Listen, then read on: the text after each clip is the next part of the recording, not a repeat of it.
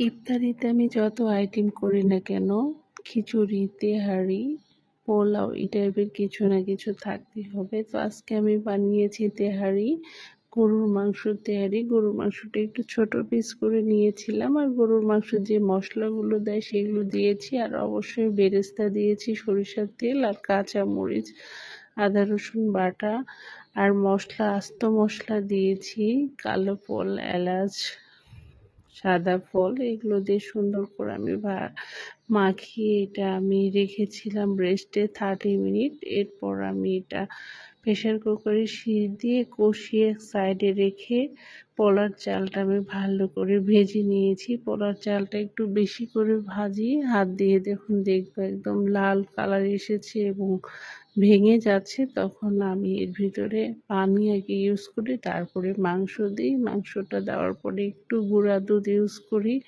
কাঁচামরিচ দিই 7-8টা, তারপরে একটুখানি ঘি দিব আর বেরেস্তা দিয়ে নামিয়ে ফেলবো। এই হচ্ছে আমার tehari. Thank you for watching. Allah হাফেজ।